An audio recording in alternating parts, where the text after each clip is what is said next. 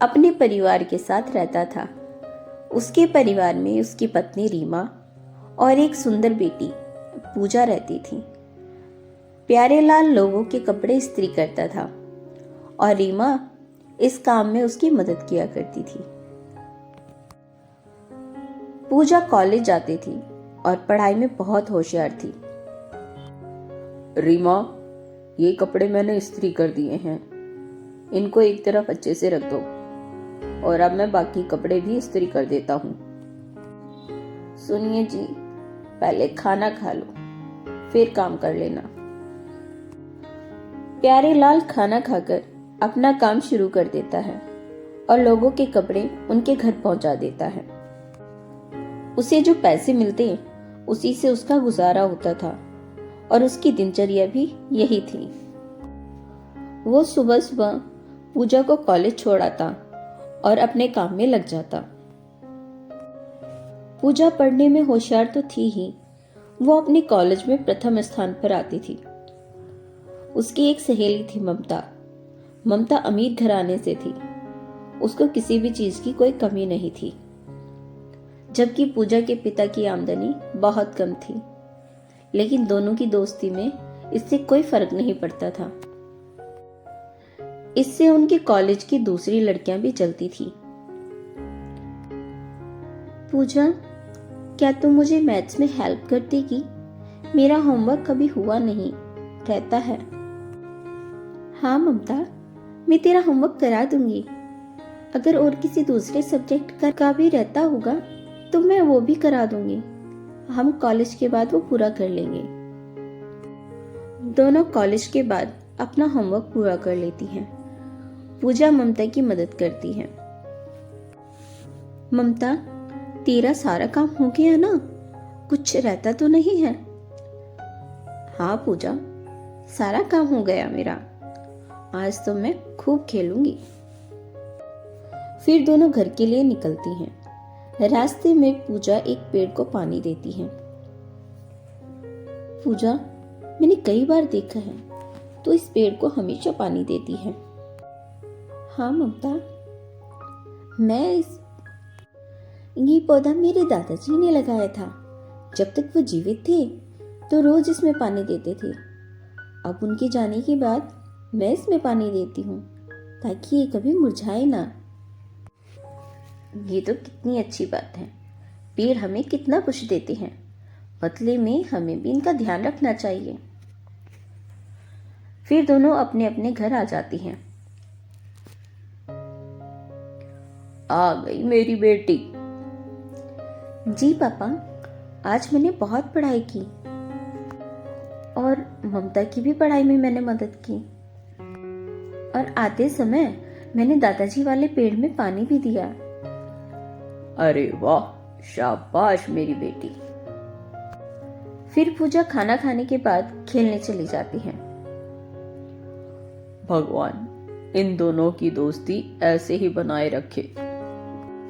कुछ दिनों बाद ममता का जन्मदिन होता है तो ममता पूजा को बोलती है, पूजा, अगले हफ्ते मेरा जन्मदिन है, तुम्हें याद है ना? हाँ बिल्कुल, मुझे याद है। एक ही तो बेस्ट फ्रेंड है मेरी और मैं उसका जन्मदिन कैसे भूल सकती हूँ। फिर ममता अपनी क्लास की दूसरी लड़कियों को भी बोलती है, सुनो सब, अगले हफ्ते मेरा जन्मदिन है। मेरे घर पर पार्टी है, सबको आना है और अच्छे अच्छे कपड़े पहन कर आना है। सब तो अच्छे कपड़े पहन आएंगे, लेकिन पूजा कहाँ से अच्छे कपड़े लाएगी? उसके पास तो होंगे भी नहीं अच्छे कपड़े। बाकी लड़कियां भी पूजा को चिढ़ाती हैं। पूजा को बहुत बुरा लगता है, लेकिन वो क्या कर सकती थी। तब ममता बोलती है, कोई बात नहीं पूजा, तुम परेशान ना हो। तुम मेरी दूसरी ड्रेस पहन लेना, लेकिन तुम्हें पार्टी में जरूर आना है, नहीं तो मैं केक नहीं काटूंगी। ठीक है ममता, तेरे जन्मदिन की पार्टी में मैं जरूर आऊंगी। पूजा उस समय तक खूब खुश होती है, लेकिन मन ही मन सोचती है, काश मेरे पास भी अच्छी अच्छी ड्रेसेस होती। फिर पूजा रास्ते में पेड़ को पानी देती है और घर वापस आ जाती है। आ गई मेरी प्यारी बेटी। हाँ पापा। और कॉलेज की बात अपने पापा को बताती है। पापा, अगले हफ्ते पूजा का जन्मदिन है। उसने सबको अच्छे कपड़े पहनकर आने के लिए बोला है, पर मेरे पास तो कोई भी अच्छे कपड़े नहीं है। मैं क्या पहनकर जाऊंगी? बेटा, तुम परेशान मत हो, मैं तुम्हारे लिए नए कपड़ों का इंतज़ाम करता हूँ। हम गरीब ज़रूर हैं, लेकिन इतने भी नहीं कि अच्छे अच्छे कपड़े पहन सके। पूजा खुश होती है और खाना खाकर अपना होमवर्क करती हैं। फिर वो खेलने चली जाती हैं। सुनो जी, आपने पूजा को बोल तो दिया है कि नए कपड़ों का इंतजाम कर देंगे, लेकिन कैसे करेंगे? हम तो उसको कॉलेज में भी बड़ी मुश्किल से पढ़ा पा रहे हैं। देखो रीमा, हमारी एक ही तो बेटी है, उसके लिए कोशिश तो करनी ही चाहिए। मैं कल ही सोहन भाई साहब से बात करता हूँ, वही हमारी मदद कर सकते हैं। सोहन के कपड़े प्यारेलाल ही धोता था और इस्त्री किया करता था। अगले दिन प्यारेलाल सोहन के पास जाता है। अरे प्यारेलाल, कैसे आना हुआ? इस हफ्ते के कपड़े तो तुम ले गए हो। भाई साहब, मुझे कुछ पैसों की आवश्यकता है, क्या कुछ पैसे उधार मिल सकते हैं? हाँ प्यारेलाल, बिल्कुल, लेकिन ऐसी क्या जरूरत पड़ गई कि पैसे उधार लेने पड़ रहे हैं? भाई साहब, मुझे मेरी बेटी के लिए अच्छे अच्छे कपड़े लेने हैं, इसीलिए पैसे की जरूरत है। सोहन प्यारेलाल को पैसे दे देता है। बहुत बहुत शुक्रिया भाई साहब। और वहां से घर वापस आने के लिए निकलता है। रास्ते में एक गाड़ी प्यारेलाल को टक्कर मार देती है, जिससे उसे सिर में चोट लगती है और डॉक्टर उसको आराम करने के लिए बोलते हैं। जो पैसे उसने सोहन से उधार लिए थे वो उसकी दवाई में खर्च हो जाते हैं। बेटी पूजा, मैं तुम्हारे लिए नए कपड़े नहीं ला पाया। कोई बात नहीं पापा, आपने कोशिश की मेरे लिए, यही बहुत है। अब आप आराम करो। अब पूजा को अपने पापा की सेहत के साथ साथ ममता के जन्मदिन की भी चिंता हो रही थी, क्योंकि उसने बोला था कि अगर वो नहीं आएगी तो वो केक नहीं काटेगी। अगले दिन वो कॉलेज जाती है। उस दिन ममता का जन्मदिन होता है और वो कॉलेज में नहीं आई थी। ममता की कक्षा की लड़कियां उसे चिढ़ाती हैं।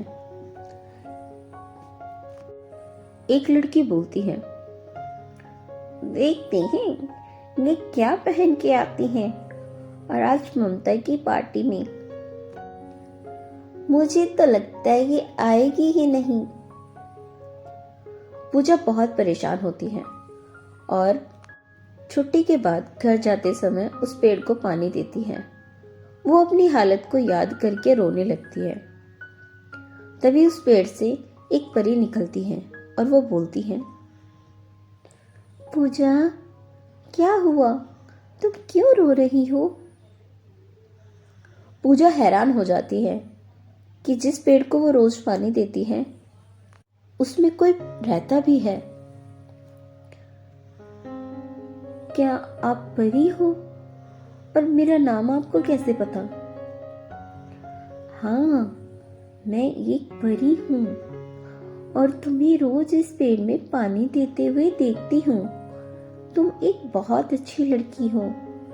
अब मुझे बताओ क्या हुआ, तुम क्यों रो रही हो?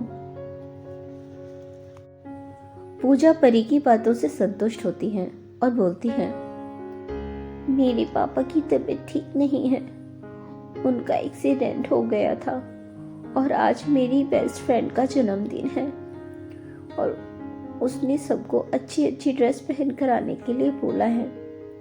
मेरे पास तो कोई भी अच्छी ड्रेस नहीं है। मेरे पापा ड्रेस लेने गए थे, तभी उनका एक्सीडेंट हो गया। इसलिए मुझे रोना आ रहा है। अच्छा, तो ये बात है। तब परी उसको एक गाउन देती है और बोलती है, ये लो पूजा, ये गाउन जादुई है। इसे पहनकर तुम जो भी मांगोगी वो तुम्हें मिलेगा, और इसे पहनकर तुम अपनी फ्रेंड की पार्टी में भी जा सकती हो। पूजा खुश होती है और पूछती है, परी नानी, क्या ये जादुई गाउन मेरे पापा को भी ठीक कर सकता है? हाँ पूजा, इसको पहनकर जो मांगोगी वो सब मिलेगा।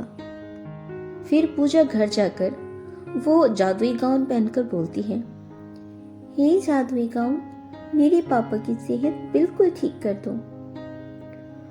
और देखते ही देखते उसके पापा ठीक हो जाते हैं, और उसके पापा मम्मी ये सब देखकर हैरान हो जाते हैं और पूजा से पूछते हैं। तो पूजा उनको सारी बात बताती है और जादुई गाउन पहनकर ममता की पार्टी में जाती है। ममता पूजा को और उसके गाउन को देखकर खुश होती हैं, और उनकी कक्षा की सारी लड़कियां पूजा के सुंदर गाउन को देखकर जल भूल जाती हैं। फिर सब लोग पार्टी करते हैं और केक खाते हैं। पूजा जादुई गाउन और परी का धन्यवाद करती है।